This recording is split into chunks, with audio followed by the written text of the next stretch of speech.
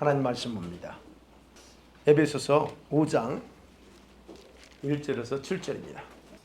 교독하겠습니다. 제가 1절 읽습니다. 그러므로 사랑을 받는 자녀같이 너희는 하나님을 본받는 자가 되고 그리스도께서 너희를 사랑하신 것 같이 너희도 사랑 가운데서 행하라. 그는 우리를 위하여 자신을 버리사 향기로운 제물과 희생제물로 하나님께 드리셨느니라. 음행과 온갖 더러운 것과 탐욕은 너희 중에서 그 이름조차도 부르지 말라. 이는 성도에게 마땅한 바니라. 유추함과 어리석은 말이나 비룡의 말이나 마땅치 아니하니 오히려 감사하는 말을 하라. 너희도 정녕 이것을 알거니와 음행하는 자나 더러운 자나 탐하는 자 곧 우상 숭배자는 다 그리스도와 하나님의 나라에서 기업을 얻지 못하리니 누구든지 헛된 말로 너희를 숨기지 못하게 하라. 이러하려면 하나님의 진노가 불순종의 아이들에게 임하는. 같이 읽습니다. 그러므로 그들과 함께 하는 자가 되지 말라. 아멘. 자, 에베소서 15번째를 봅니다. 이제 4장부터 특별히 이제 그 교회가 된 저와 여러분들이 어떻게 살아야 되는가 실제적인 삶에 대한 부분을 말하는데, 자, 바울이 4장 25절에서 32절까지 해서 세 사람의 옷을 입은 성도들의 실제적인 생활의 원칙을 우리에게 가르쳤죠. 그리고 나서 그 원칙의 결론으로 5장 1절을 시작합니다. 그러면서 그러죠. 어떻게 해서 결론이 뭐냐면 그러므로입니다. 굉장히 중요한 거예요. 그러므로. 자, 그러므로 시작해서 그렇게 살아가는 것이 곧 하나님을 본받는 것이다 라고 강조하기 시작합니다. 즉 32절까지 했던 것들이죠. 그렇게 살아가는 게 뭘 의미하느냐, 너희가 하나님을 본받는 거야 라고 하는 거예요. 그래서 5장 1절부터 이 결론 그러죠. 너가 하나님 본받는 자처럼 살라 하는 거예요. 특별히 바울은 그래서 5장에서 중요한 결론에 해당되는 그런 그 세 가지 핵심을 기록해요. 14절까지 보면 하나님처럼 살라는 거예요. 하나님처럼 하나님을 본받는 자 되라. 그 다음에 15절부터 21절까지는 성령 충만 받으면 살라 하는 거죠. 그 다음에 22절부터 마지막 33절까지는 부부관계처럼 교회와 그리스도는 바로 예수님과 하나됨을 위해서 살아야 된다는 것을 강조합니다. 그 부분은 이제 계속 살펴볼게요. 자, 첫 번째로 우리가 생각합니다. 바울이 얘기하는 것처럼 1절에 그렇죠. 하나님을 모방하래요. 하나님처럼 살라. 하나님을 본받으라 하면 하나님 모방하라는 얘기예요. 하나님 본받는다는 게 뭘까요? 왜 본받으려고 하느냐 하는 겁니다. 또는 어떻게 본받으라는 거예요? 우리 생각해 봐야 돼요. 본받으라고 했잖아요. 어떻게 본받아요? 여기서 본받는다고 하는 뜻은 다른 게 아닙니다. 하나님처럼 되는 삶을 살라는 거거든요. 우리가 하나님이 된다는 게 아니고 하나님처럼 그렇게 살라는 거예요. 그러면 어떻게 가능하냐는 거죠. 그게 어떻게 가능할까요? 우리가 흔히 아는 것처럼 진짜를 진짜처럼 되게 하면 돼요. 짝퉁이라는 게 많죠. 짝퉁을 우리가 구분은 잘 안 돼요. 우리는 정확하게 진짜 똑같이 만들기 때문에 구분 안 되는 거거든요. 그러면 여기서 어떻게 가능하냐?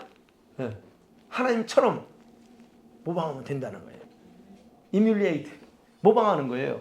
하나님이 오른쪽 가라면 우리도 오른쪽으로 가고, 하나님이 스탑하면 스탑하는 이런 모든 부분에서 그게 모방입니다. 그게 본받는다는 거예요.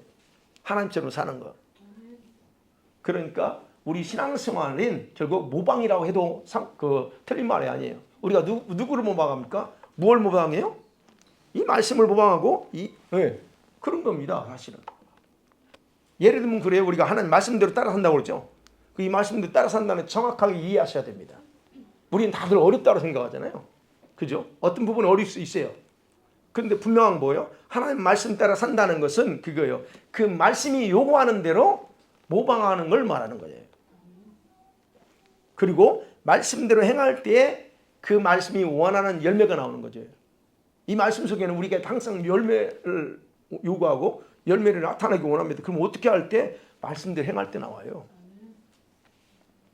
말씀대로 행하면 결과가 거기에 따른 게 나온다는 얘기예요. 그래서 얘기하는 겁니다. 예를 들면 그렇다는 거예요. 모방이 뭐냐는 거예요. 그래서 본받는다라고 하는 단어는 이메테스라고는 하는데 흉내낸다는 거예요. 똑같이 베끼라는 거예요. 본받는 헬라 뜻이에요. 그럼 하나님처럼 똑같이 베끼라는 거예요. 우리가 그러잖아. 아이들 키워보면 어떻게 해요? 아이들이 어렸을 때 엄마가 아빠가 하는 거 그대로 흉내내죠. 그와 같은 행위를 본받다라고 하는 뜻입니다. 그렇다면 바울이 지금 세 사람의 옷을 입은 성도들이 흉내내야 될, 모방해야 될 대상은 목사가 아니라는 거예요. 훌륭한 목사가 아닙니다. 사람도 아닙니다. 하나님 자신이라는 거예요. 누구처럼? 하나님처럼. 그러니까 여러분, 우리 성도들의 생활은 목표가 뭐야 돼요? 하나님처럼 되는 거예요. 그게 목표가 된다는 거예요. 그런데 그럼 무엇에 근거해서 그렇게 모방해야 되냐 하는 겁니다. 모방을 해야 되죠. 그러니까 뭐에 근거해서? 여기서 그랬죠? 1절에 사랑을 받는 자녀처럼 그럽니다. 하나님의 사랑을 받는 자녀. 그 다음에 2절에서는 그리스도께 너희를 사랑하신 것처럼 합니다. 여기 이게 근거예요. 왜 우리를 하나님처럼 모방하라는 거예요? 근거가 있다는 얘기예요. 너희가 하나님을 사랑받는 자녀처럼. 그 다음에 예수님이 우리를 사랑하신 것처럼 그렇게 그게 근거예요. 그러면 생각해봐요. 우리 아버지, 어머니, 부모가 다 각각 독특한 사랑을 가지고 있어요. 똑같은 사랑 아닙니다. 아버지 사랑하고 어머니 사랑하고 같습니까? 특성이 틀려요. 부성애하고 모성애는 전혀 다릅니다. 그죠? 부성애가 어떤 거예요? 모성애는 어때고? 어제 성경 공부하면서 얘기했는데 모성애의 특징이 더 부성애보다 강하죠. 그죠?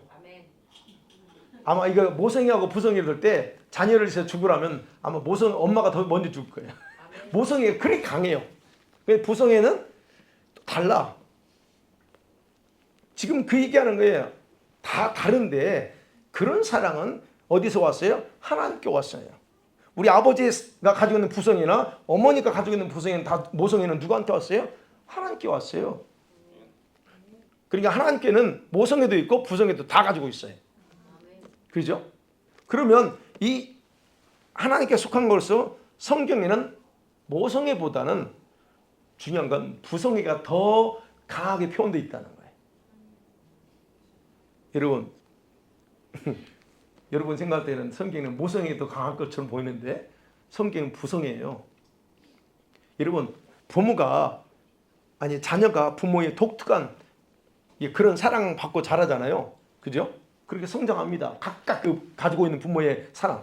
그리고 자녀들은 부모의 그 DNA를 그대로 물려받는 게 정상이에요. 그죠?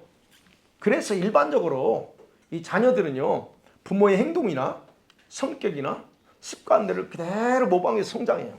그러니까 어디 다른 걸 가지고 배운 거, 물론 학교에서 올바르지 않은 것도 배운 거 있지만 거의 다 그 사람의 그 아이의 성격화나 성품화는 전부 다 엄마 아빠 거예요. 그럴 수밖에 없어요. 그 저놈 누구 닮았어? 나 닮아서 그래. 엄마 닮은 거예요. 그럴 수밖에 없는 거예요. 그래서 어떻게 합니까? 나중에 보면 자기 부모가 똑같잖아요. 그죠? 그 성향에 갖고 습관도 다 같아요. 바로 지금 이 부분이에요. 무엇이 그런가? 아버지가 우리를 사랑한 것처럼 예수님이 우리를 사랑한 것처럼 우리가 그렇게 하나님을 모방하라는 거예요. 여러분과 제가 하나님의 DNA를 받았다면 하나님처럼 그렇게 하라는 거예요. 예수님의 DNA를 받았다면 예수님처럼 그렇게 되라는 겁니다. 바로 그래서 여기서 얘기해요. 사랑받는 자녀 그것처럼 되라는 거예요. 그럼 한번 질문해 볼게요. 여러분 정말 그분의 자녀임을 믿습니까? 네. 확신하세요? 네. 진짜? 네. 네. 그렇다면 어떻게 해야 돼요? 여러분 하나님을 꼭 닮는 자가 되셔야 됩니다. 네. 그러니까 천국은요 하나님 같은 사람이 가서 사는 거지 하나님과 전혀 상관없는 성품을 가진 자가 갈 수 있는 곳이 아니에요. 그러니까 예수 믿으면 구원받는다고? 맞아요. 근데 구원은 받았는데 안 바뀌어. 이제 거기서 딜레마예요. 자, 그래서 여러분 하나님과 꼭 닮은 자가 되라. 그리고 뭐라고 그랬어요? 예수께서 우리를 어떻게 사랑하셨는가를 아는 것을 여러분 아는 것은 모방하는데 중요한 근거예요. 하나님 나를 어떻게 사랑했느냐는 거예요. 여러분 개인적으로도 그거 아시죠? 하나님 나 같은 사람 이렇게 사랑하셨다는 거 감동하시나요? 아멘. 그렇다면 그게 있다면 우리가 정확하게 주님을 모방하려고 하는데 우리는 몸부림치고 또 지금도 갈 겁니다. 자, 바로 그런 부분에서 바울이 지금 1절에서 얘기하나요. 그래서 하나님의 이런 사랑은 그래서 아들이신 예수님을 통해서 우리에게 확실하게 증거를 드러냈다라고 이제 1절과 2절에서 말하죠. 그래서요, 예수님께서도 아버지처럼 성도들을 사랑한다는 것을 행동으로 보여줘요. 그게 이제 2절입니다. 그리스도께서 너희를 사랑하신 것처럼 사랑하신 것 같이 너희도 사랑 가운데 생활하라. 왜냐하면 그가 우리를 위해서 자신을 희생제물로 이렇게 하나님께 드렸다. 그러니까 그런 행동을 통해서 자신이 우리를 얼마나 사랑하는 것을 증거했다는 거예요. 그러면 그래요. 하나님이 이렇게 아니 예수님께서 우리를 위해서 자기 생명을 이렇게 다 바쳤다 할 때 결국 뭐예요? 예수님은 자신이 하나님과 협의하에 죽기로 작정했어요. 늘 말씀드리죠. 예수님은 억지로 죽으신 게 아니고 협의하에 작정했어요. 창세 전에. 그런데 인간이 된 이후에 자신의 의지적인 결정에 따라서 그게 좌우됩니다. 물론 천상에서는 내가 할게요 하라고서 이렇게 합의하에 자발적으로 했어. 근데 인간의 몸을 입고 와서 그 인간의 어떤 제한적인 그 고통을 알고 계세요. 그럴 때에는 예수님의 의지적인 결정에 따라 좌우될 수 있다는 거예요. 우리가 이거 아셔야 돼요. 하나님께 특별한 사명을 가지고 이 땅에 왔다 할지라도 육신을 입고 있는 이상 여러 가지 제한을 받는 상황에서 나의 의지가 어떤 결정을 하느냐에 따라서 좌지우지 될 수 있다는 겁니다. 바로 그래서 바울은 말합니다. 예수께서 스스로 자신을 버렸다라고 얘기하는 거예요. 스스로. 억지가 아닙니다. 자, 이러한 자기 희생의 사랑, 예수님의 희생의 사랑은 우리 성도들이 바로 하나님을 모방해야 하는 정확한 근거가 된다라고 바울이 강조하는 거예요. 바로 여기서도 바울은 헬라어 카도스라는 단어를 사용해서 모방의 기준이 예수님과 같이, 여기서 우리는 같이 또는 예수님처럼이라고 이렇게 명령하는 겁니다. 여기가 누구처럼 해야 되냐? 예수님처럼 그렇게 하라고 얘기하는 겁니다. 자, 그러면 이제 좀 더 구체적으로 무엇을 모방할까? 하나님을 그냥 막연하게 하나님처럼 돼라고 하면 너무 크잖아요. 광범위하잖아요. 그럼 하나님처럼 되는데 하나님의 어떤 부분을 모방하라냐 하는 거예요. 어떤 것 같아요? 여러분과 제가 모방해야 될 것은 그분의 고귀한 성품입니다. 그분의 즉 성품의 거룩과 그분의 사랑이에요. 하나님의 성품 중에서 거룩과 사랑, 이건 굉장히 중요한 고귀한 성품이죠. 여러분 거룩이 뭡니까? 우리 저와 여러분의 내면에 뿌리내려야 될 성품이에요. 우리 성품이 다 이게 타락된 성품들이 이 거룩으로 다 바뀌어야 돼. 그래 그게 성화예요. 이렇게 바뀌어야 천국 가서 아버지처럼 되는 거예요. 그래서 이렇게 거룩함의 성품으로 얼마만큼 변화되느냐에 따라서 우리가 아버지 앞에 가까이 갈 수 있느냐 아니면 저 멀리서 살 수 있느냐 이게 좌우되는 거예요. 이게 바로 거룩이라는 거예요. 그리고 사랑은 뭡니까? 사랑은 우리 성도들이 저와 여러분의 행동의 근거, 우리가 뭔가를 할 때 행동의 근거가 되는 게 이 사랑입니다. 그러니까 저와 여러분이 이 사랑 없이 뭔가 한다면 그게 하나님 앞에 상달이 안 돼. 사랑이 중요하다는 거예요. 그래서 하나님의 가장 고귀한 성품 중에서 이 사랑은 어떤 사랑이에요? 하나님의 사랑을 뭐라고 표현합니까? 여러분, 조건 없는 사랑, 뭐 그러죠? 포기하지 않는 사랑, 그죠? 그게 바로 하나님의 고귀한 성품 중에 사랑의 성품이에요. 그래서 하나님의 그 풍성한 사랑 때문에 우리가 용서받고 거룩한 교회가 됐다라고 에베소서에서 바울이 계속 강조했던 겁니다. 그래서 우리가 거룩한 교회가 된 거예요. 그렇기 때문에 우리 예수 믿는 성도들이 이런 사랑의 성품을 완전히 모방하면서 산다고 하면 우리 예수 믿는 성도들이 자신과 하나님과 이웃과의 관계에서 뭘 하겠다는 거예요? 온전한 연합 이루는데 실패하지 않을 거다라고 얘기하는 겁니다. 지금 4장에서 뭐라고 그래요? 성령께서 하나가 된 게 지키라고 하는 거거든요. 원 뉴맨 교회가 연합되고 하나됨을 지켜라. 근데 4장에 있었죠. 그것을 깨게 만들 수 있는 게 뭐냐? 옛사람이 습관대로 사는 거. 그거였죠. 그렇다고 하면 이런 어떤 성품으로 모방하지 않으면 하나님과의 관계, 이웃과의 관계에서 하나됨을 이뤄나가는데 실패할 수 있다. 그러니까 연합되라. 즉 주님을 모방해라. 그렇다면 실패하지 않는다 하는 게 바울의 이 얘기입니다. 자, 마지막 그러면 또 여기서 하나 더 생각해 보면요. 그러면 어떻게 하나님의 성품을 모방해야 될까 하는 거예요. 어떻게 모방할 수 있어요? 어떻게 생각하십니까? 우리 초대교회로 돌아가 봐요.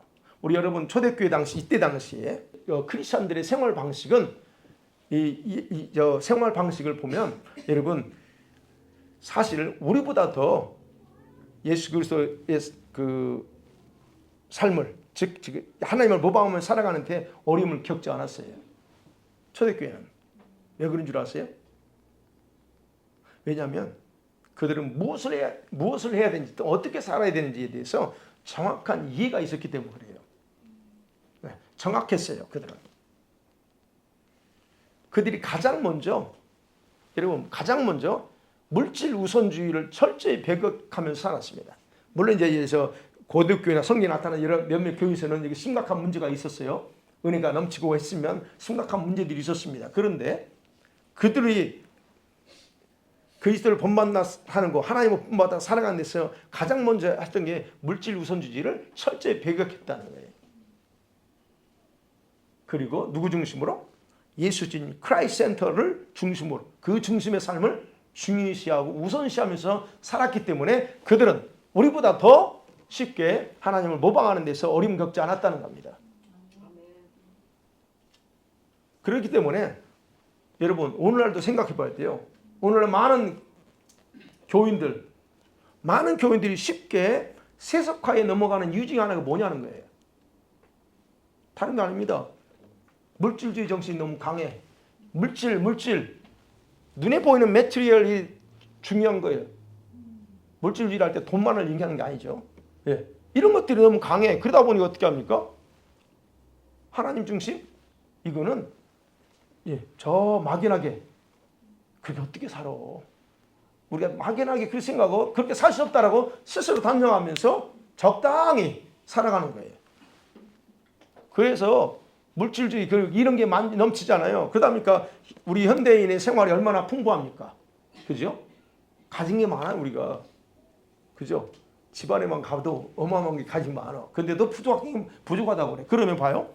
이 현대인의 생활의 풍부함 때문에 교회에서 기도가 사라지는 거예요. 예배가 점점 사라집니다. 예배가 사라지고 기도가 사라집니다. 그러니까 어떻게 해요? 예배도 없지, 기도도 안 하죠. 그러니까 하나님에 대한 두려움, 하나님에 대한 갈망, 이 갈망을 가지지 못한 성도들이 수두룩하다는 거예요. 교회 안에. 그러니까 그들은 이 하나님의 성품을 본받아 살라고 하는 바울의 명령을 중요하게 취급하지 않는 거예요. 오늘 이 말씀을 아무리 많이 읽어도 성도들이 이 말씀대로 살아갈 이유가 없어요. 왜? 그런 갈망 자체가 없기 때문에 그렇다는 거예요. 그러니까 여러분 성도들이 가지고 있는 것이 많기 때문에 하나님만을 의지하지 못한다. 이해가 되십니까? 너무 많기 때문에 하나님 의지하지 않아요. 부족함을 못 느끼거든요. 그러니까 제가 했잖아요. 그러니까 예전에 우리 어려울 때 80년, 90년대 한참 어려울 때 얼마나 기도했어요. 근데 지금 그런 기도가 없어요. 교회 안에. 너무 넘쳐나. 그래서 자기들이 가지고 있는 것을 더 중요하게 여기고 그것에 영향을 받아 살아가고 있어요. 지금 이제. 그러니까 생각해요. 의지하지 못하는 하나님을 어떻게 모방하냐고. 그 하나님에 대한 갈망이 없고 그 하나님 의지하지 않는데 그분을 모방하라고? 그분을 닮아가라고? 누가 그렇게 합니까? 안 하죠. 이게 문제라는 거예요. 그래서 자신이 가진 것들을 주님께 내려놓지 않으면 어떻게 합니까? 그분을 모방하는 삶은 결코 쉽지 않다 하는 거예요. 그러나 여러분, 저와 여러분은 이 마지막 때를 살아가면서 다 하나님께 내려놓고 하나님 모방하는 삶으로 바꿔셔야 됩니다. 예. 그 다음 두 번째로 생각할 수 있는 게, 자, 이렇게 하나님을 모방하며 살아가는데 걸림돌이 있어. 그게 3절에서 5절이 갑자기 보세요. 갑자기 바울이 3절에서 갑자기 음행, 온갖 더러운 거 이런 어떤 부분을 언급하죠. 바울이 먼저 하나님의 거룩과 사랑의 성품을 모방하면서 살라고 명령했죠. 그러면서 곧바로 그 걸림돌이 있다는 것을 소개합니다. 근데 그 걸림돌은 치명적이야. 근데 그게 어디에 있느냐? 성도들의 입에서 나오는 거예요. 행동이 아니고 입에서 나오는 말들이다라고 얘기합니다. 3절, 4절 내용이 있잖아요. 음행, 온갖 더러운 것, 탐욕, 그 다음에 누추함, 어리석은 말, 희롱의 말. 여러분 이게 부적절한 것들이잖아요. 그게 6가지예요. 근데 6가지인데 요약하면 3가지로 딱 짝을 이뤄요. 음행이나 누추한 말이 짝을 이루고, 그 다음에 더러운 것, 온갖 더러운 것과 어리석은 말이 짝을 이루고, 그 다음에 어디 있어요? 탐욕과 희롱의 말이 짝을 이룹니다. 자, 음행. 이게 뭐예요? 성적인 부도덕을 말하죠. 헬라어로 뭘까요? 포르네이아예요. 합법적인 결혼생활 외에 빚어지는 성적인 모든 부도덕을 가릴 때 이 단어를 써요. 그래서 음행이다 말합니다. 근데 누추함이라는 단어 있죠? 4절에 누추함, 헬라어로 아이스크토레스예요. 아이스크로테스. 이게 뭐냐면요, 천하고 속되고 더러운 말이라는 말인데, 이게 그냥 어떤 말이 성적인 부도덕한 말이에요. 지저분한 그런 성적인 말. 그래 같은 짝이에요. 그 다음에 온갖 더러운 것이죠. 온갖 더러운 건 헬라어 아카드이르시아. 이거 어렵네. 이게 뭐냐면 윤리적으로, 종교적으로, 정신적으로 부정한 모든 행위들을 가르칠 때 쓰는 말이에요. 그리고 온갖 종류의 더러운 것. 근데 여기서 나오죠. 4절에 어리석은 말 있어요. 모롤로기아, 헬라어 모롤로기아인데 이 말에요, 악의 성향을 가진 모든 그런 좋지 않은 말들을 가리켜요. 같은 짝을 이뤄요. 부정한 모든 말이라. 그 다음에 뭐 탐욕이 있죠. 3절 탐욕, 플레오넥시아.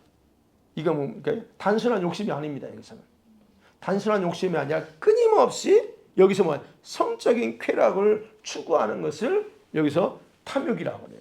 그러니까 그냥 뭐 어떤 물건 탐내고 먹는 걸 탐식 이런 차원이 아니고 단순한 욕심이 아니에요. 근데 희롱의 말로, 이 단어도 그래요.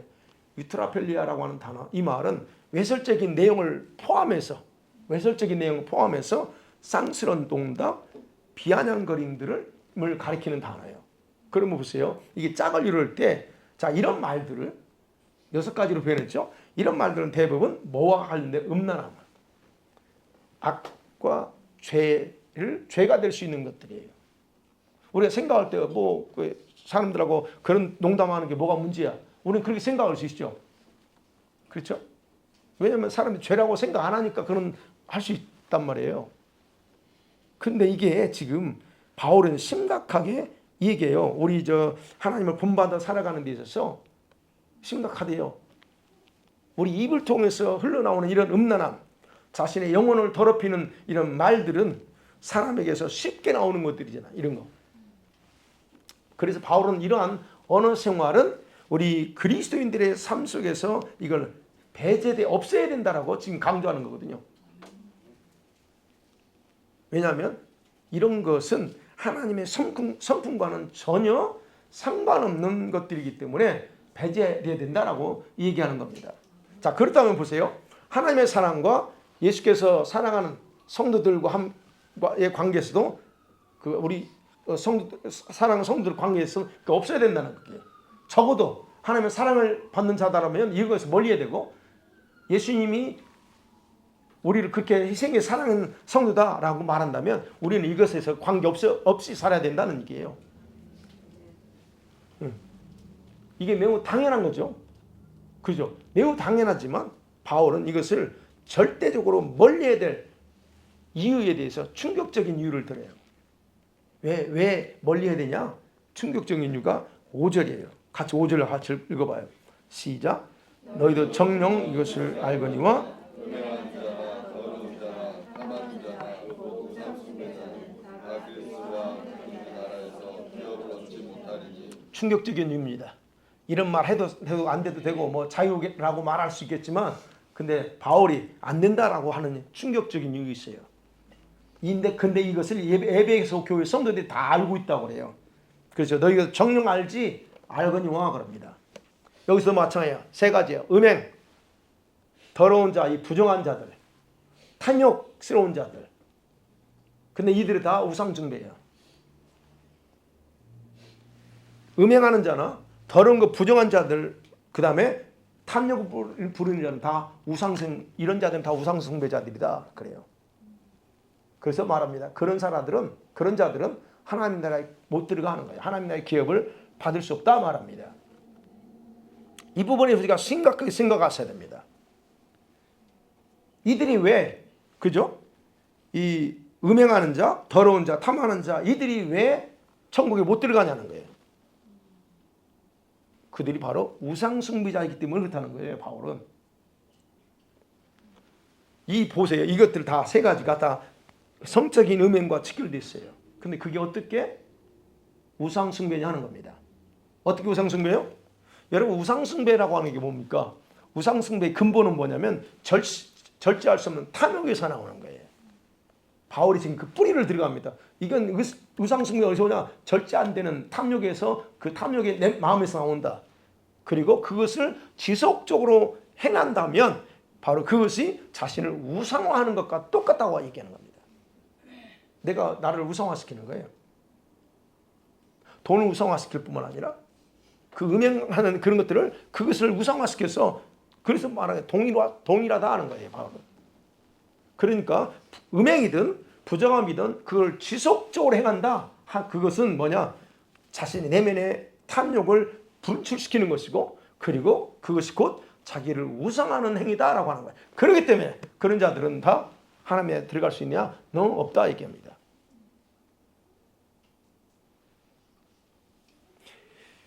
자, 분명히 그래요. 이 부분에 하나님 나라를 차지할 수 없어요. 근데 이 말씀 보면서 우리가 생각해야 돼요. 정확하게 바울이 누구에게 이것을 경고로 기록하고 있느냐 하는 거예요. 이걸 이해한다면 이런 우상 숭배자들은 세상에 있는 자들을 말하는 게 아니라는 거예요. 이 편지를 누구한테 써요 지금? 에베소 교인들한테 쓰는 거예요. 그럼 그렇죠? 그렇다면 교회 안에 존재하는 자들 중에 이런 짓 할 자들이 있다는 거예요. 이런 짓들을 하고 있을 수 있다는 거예요. 현대 교회 안에 가장 많은 죄들이 교회 안에 생겨지는 죄가 뭔 줄 아세요? 뭐예요? 볼까요? 음행입니다. 교회 안에서 가장 많이 범해지는 죄가 음행이에요. 자, 그런데 이 구절을 이렇게 해석하지 않아요, 사람들이. 자, 그렇잖아요. 이런 자들은 다 하나님의 나라에서 기업을 얻지 못한다 그랬어요. 하나님 나라에서 기업. 그러면 이것을 하나님 나라를 유업으로 못 받는 하나님 나라에 못 들어간다라고 해석하지 않고 아니 여기서 그래요. 하나님 나라에 가긴 가는데 하나님 나라에서 자기가 차지하는 게 없다라고 해석하는 사람이 의외로 많습니다. 그 말이 까는 거예요. 여러분 어떻게 생각하세요?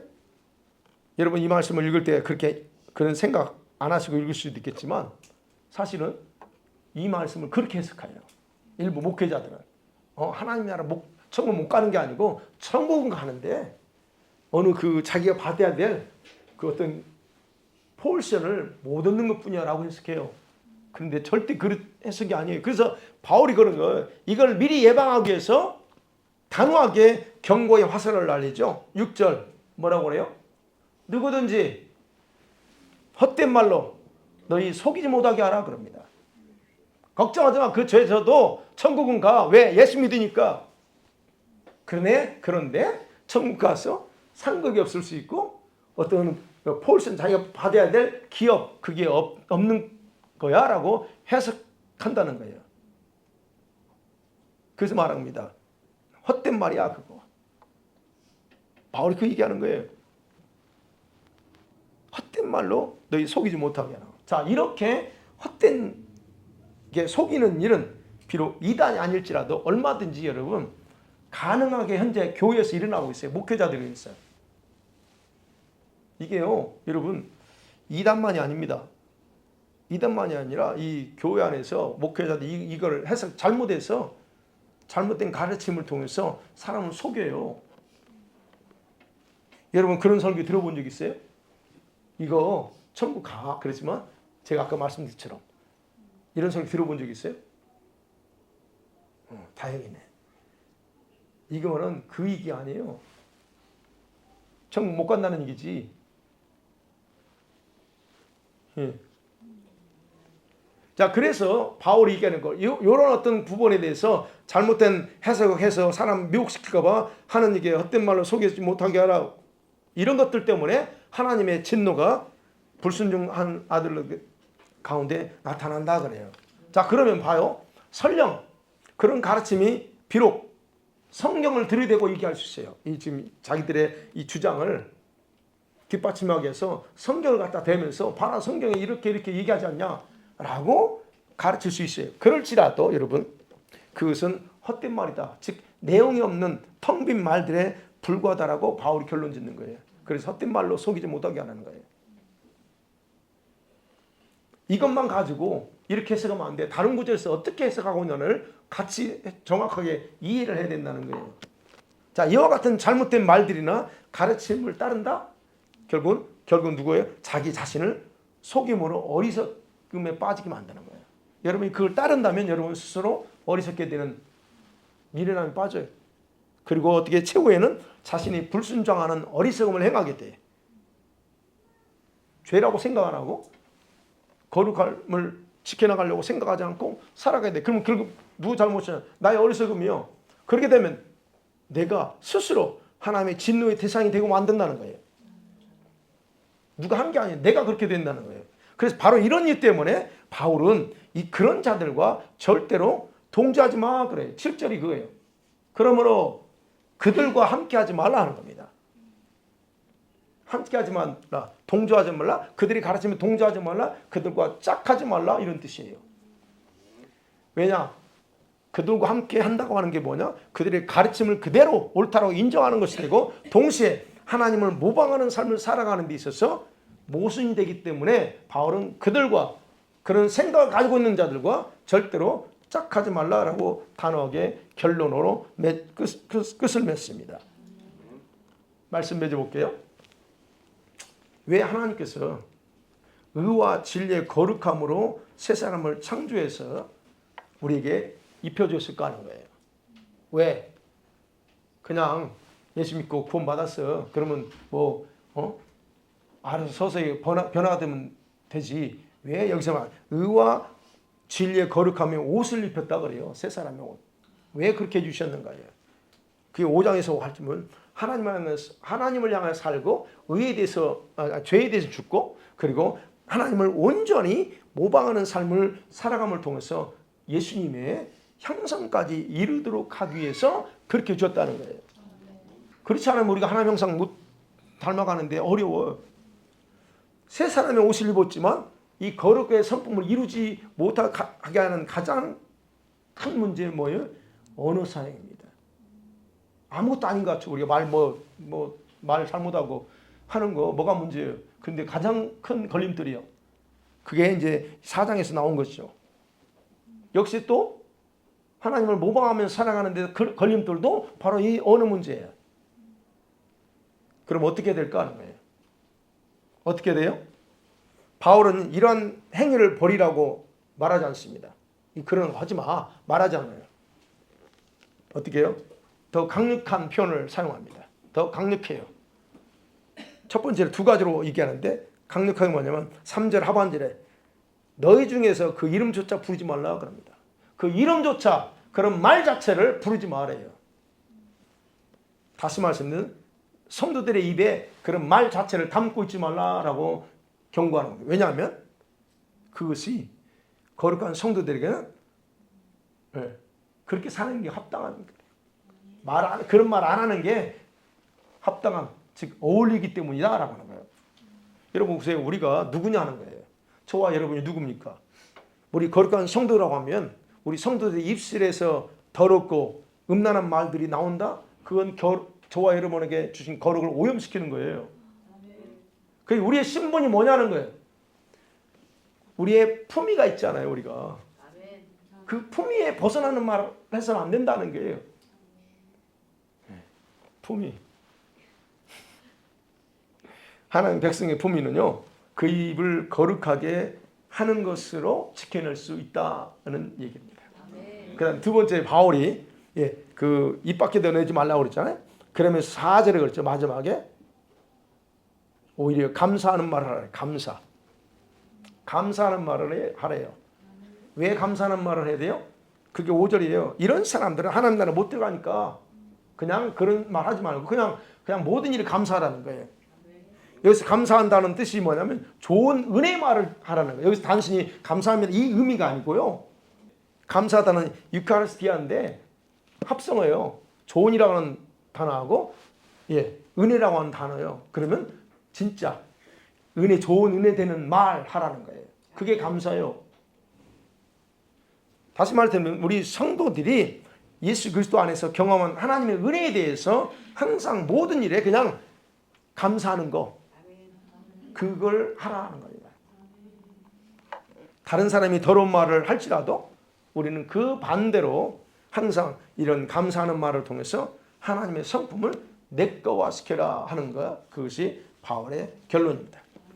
자, 그러기에 여러분, 저와 여러분의 입술을 거룩함으로 보존하면서 하나님을 본받는 그런 생활을 하시기를 원합니다.